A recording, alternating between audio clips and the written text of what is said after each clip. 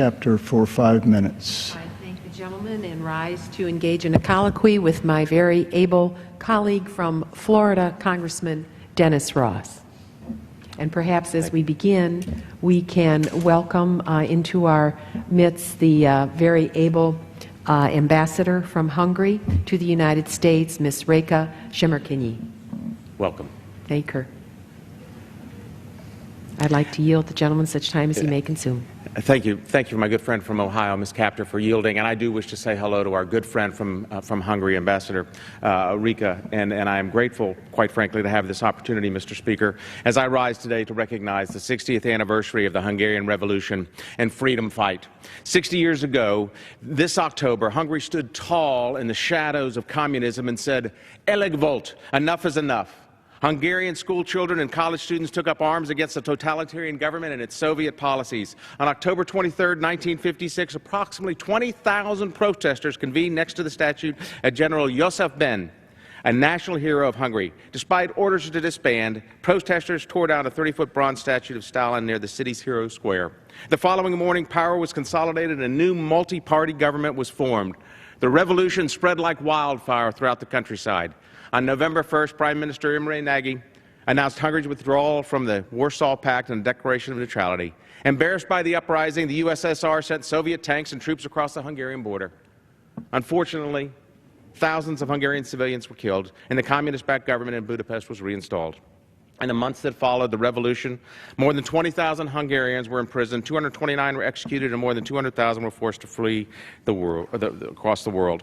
Many of the Hungarians, named 56ers because of the year that this happened, sought new lives in the United States with the help of Hungarian Americans, many of whom live in my good friend Ms. Kaptur's district. My own parents were married in the Hungarian Catholic Church, St. Emmerich, also located in Ms. Kaptur's district. And as a child and grandchild of Hungarian Americans who helped 56ers, I'm honored to sponsor this resolution with my good friend from Ohio in commemoration of the 60th anniversary of the 1956 Hungarian Revolution. I'd like to thank my Hungarian American Caucus co-chair, Ms. Kaptur, Andy Harris, and David Joyce. And with that, I yield back to my good friend from Ohio, and thank you. I thank the gentleman for organizing this event this morning, and wish to also say that the 1956 Hungarian Revolution was a breakpoint historical event that marked a turning point in the Cold War. It took great courage by those who participated during that unforgettable period as freedom fighters in Budapest and across that country stood tall in opposition to the communist-installed Hungarian people's false government and its Soviet-imposed repression. You can travel to Hungary, to Budapest today. You can see the bullet holes and the tank markings in some of the old buildings in that country. And we know over 2,500 Hungarians died, 20,000 were imprisoned, and over 200,000 more fled as refugees. And Congressman Ross has referenced certain individuals in my own region. Some of those refugees came to Ohio, including men like Reverend Martin Hernati, who ministered his entire life in Ohio, serving the Hungarian diaspora, and the Uvagi family of Toledo, whose compassion, patriotism, and genius have meant so much to our community and to me personally. In October and November 1956, the country at the heart of the European continent underwent 3 weeks of political turmoil that shook the region and exposed the ideological fissures behind the Iron Curtain. In the movie Torn from the Flag, I recommend to all of our colleagues that gives people living today a sense of what happened during that fateful period. During the 60th anniversary of the 1956 revolution and its freedom fight, we commemorate tens of thousands of Hungarians who took to the streets to protest the heavy-handed invasion by the Soviet Union. Their heroism is legendary, and it made a difference in world history. They showed a united front and one that called upon their government to promote democratic ideals and unification. And this moment in time was encapsulated in a statement by the then director of the Hungarian news agency just before his untimely death.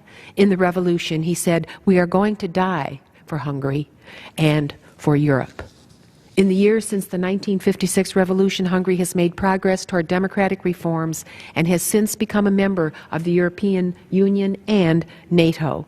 And its award of Nobel Prizes in every single scientific and cultural field is a testimony to the talent and to the abilities of the people of that country. And so, like you, Congressman Ross, as co-chair of the Hungarian caucus, I remain dedicated to continuing channels of cooperation to further these efforts and to ensure that the principles of the 1956 revolution are fully realized. I think the Partnership for Peace initiative between our respective militaries is a foundation stone to build our continuing relationship forward and support the revolution, recognizing this important moment in world history in the 20th century. May I say, long live liberty and long live Hungary.